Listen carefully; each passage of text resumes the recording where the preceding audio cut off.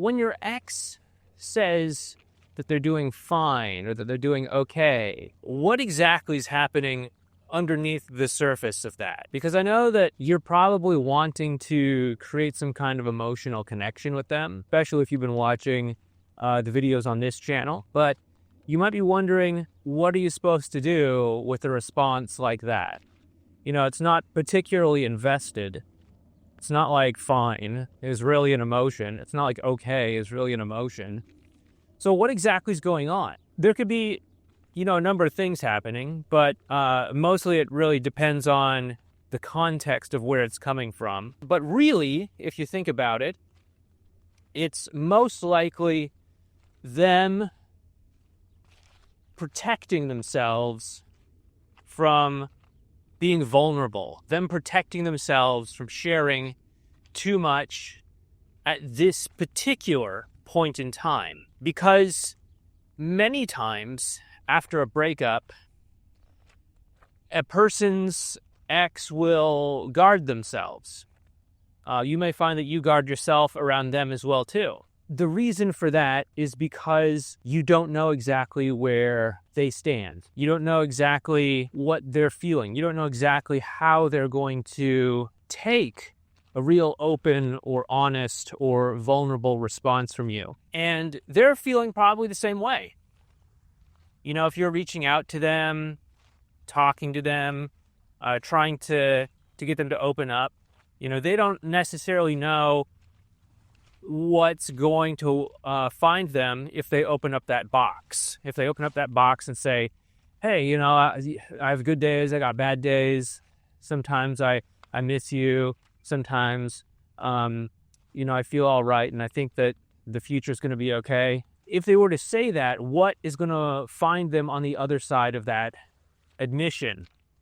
Is it going to be, you looking for another way to get back into their life? I don't know exactly what your breakup was like, but when I went through a pretty intense breakup with my big ex, I did a lot of begging and pleading. I'm not proud to admit it, especially since I know now how detrimental that can be to things. But, she may have been afraid to open up because she was worried that there might be more begging and pleading on the other side of that if she threw me, a bone and said that she missed me or that there was some kind of emotional lingering connection or something like that there. If your ex is doing something along those lines, it means there's a part of them that just doesn't feel safe or doesn't feel ready to open up emotionally. And it's not necessarily because there's something really heavy between the two of you. I mean, there might be, but it's not necessarily because there's something really heavy between the two of you standing in the way. It could just be because many times in conversation, we need time to warm up to another person. We need time to feel them out and to understand where they're coming from. Even if you're just having a friendly conversation with somebody or meeting somebody for the first time, sure, there are people in our lives and great friends that we might have that we can just walk up to them and see them and immediately just say, oh, you wouldn't believe what happened. The worst thing happened to me today or whatever. And that's cool. That's great. Those are great people to have in your life. But for a lot of people, you have to kind of warm up the conversation first. You have to do some small talk, as they say, talk about the weather or what you did this weekend or what you're doing next weekend or, the thing in the news that's happening or whatever. And then after you get that sort of stuff out of the way, you can kind of ease into deeper conversation.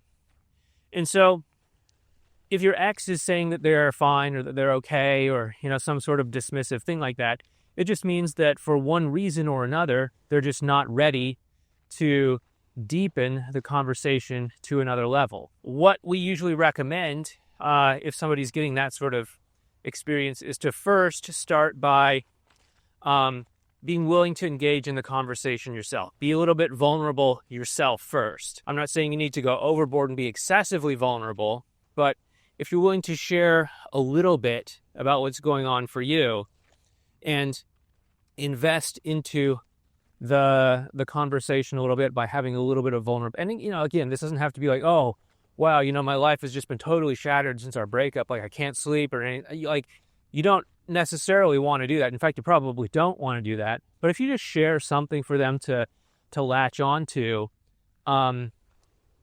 it can be enough to kind of get the conversation moving forward and to start helping them to peel back some of those layers of protection that are keeping them from being totally vulnerable with you. And so, you could just tell them something. It doesn't have to be, deeply emotionally revealing.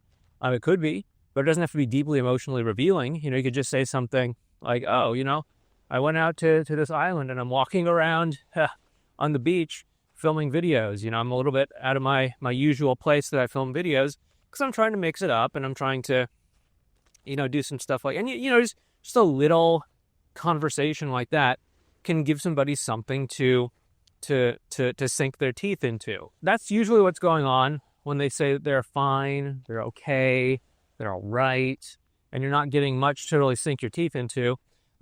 They need a little bit more to feel comfortable. That's the first thing that you want to do.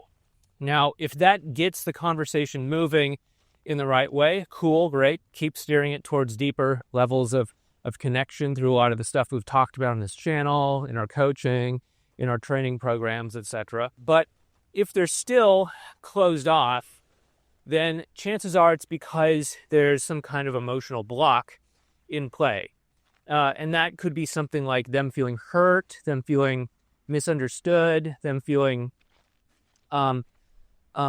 pain or resentment about something that happened in the past. This could be something that happened, during the breakup, maybe something that maybe you did or said that they feel hurt about, or maybe it's something that led up to the breakup that caused the breakup in the first place. Maybe some sort of betrayal, some sort of broken trust, something like that they're still holding on to, that they're still lingering on to. In which case, if there is something of that nature, then that might be something that you need to apologize for or clean up in some way.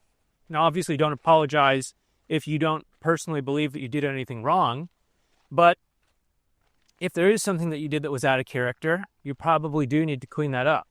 And so, I would recommend that you do that. Typically, if you're able to start by being a little bit vulnerable, like we first talked about, and then if you're not having any progress with that, go on to directly confronting, whatever blockage there might be head on, that should start to get them more comfortable opening up. Now, if you have what could be a fairly intense conversation about, something that you did that hurt them, or something that you did that caused pain, you might want to ease off a little bit, basically, come up for air a little bit after a pretty intense conversation.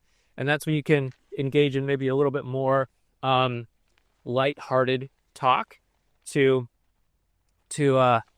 help them to relax a little bit, to basically ease off the intensity so that they can settle into a regular conversation. That's when you can talk about some superficial things, catch up on what's new with you, your friends, etc. And then from there you can be able to take the conversation probably where you want to take it at that point. But anyway, I hope that helps you out. And of course, if you like this video, please make sure that you like and subscribe. Without further ado, I'll talk to you in the next one.